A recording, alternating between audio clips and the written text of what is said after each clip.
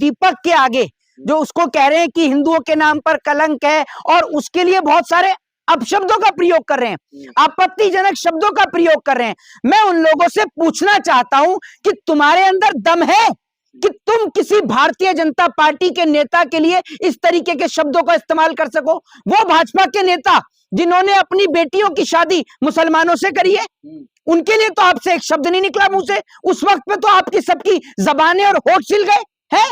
और आज अगर दीपक भारत देश के प्रेम और स्वार्थ के लिए एक बुजुर्ग के लिए अगर आगे आके सामने खड़ा हो गया और आपकी इस नफरत की राजनीति का जवाब अगर मोहब्बत से दे दिया तो आप लोगों को तकलीफें हो गई। आपने एक बार भी शाहनवाज हुसैन के लिए बोला?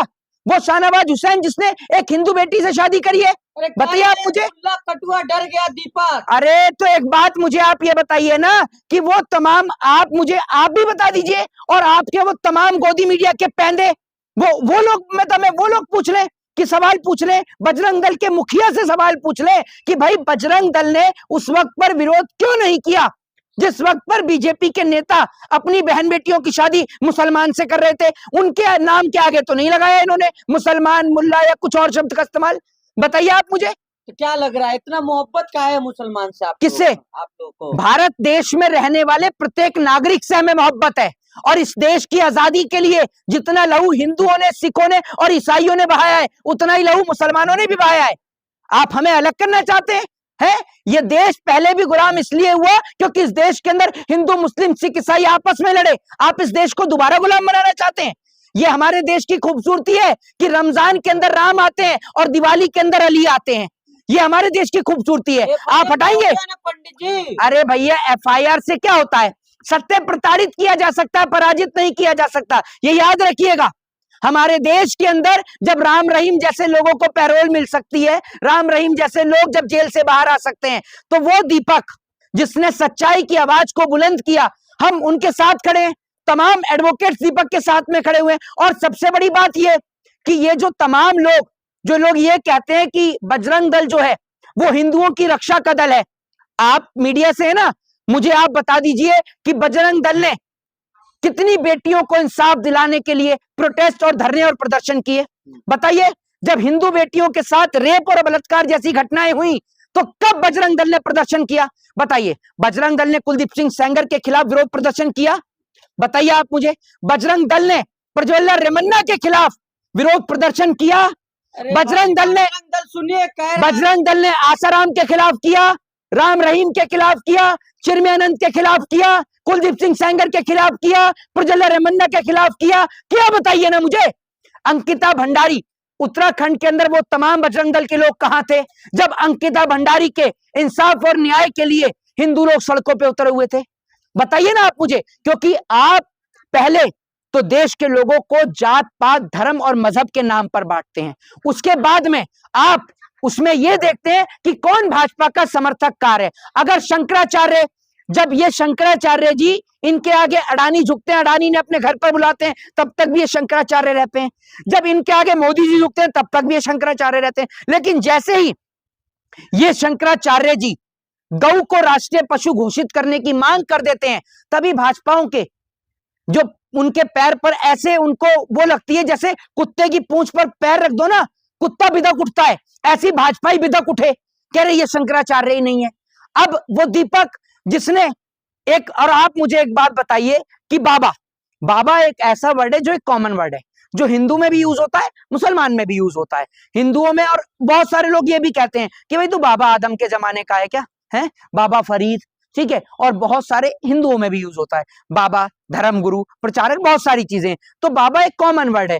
आप सबसे बड़ी चीज ये कि आप ये जो लोगों के नाम बदलवा रहे हो, आप में दम है? आप में दम है कि लोगों के बोर्डों पर जो आप उनके नाम लिखवाते हो, ये केएफसी, ये मैकडी, इन पर इनके नाम लिखवाएं हैं? डोमिनोज, आप में दम है?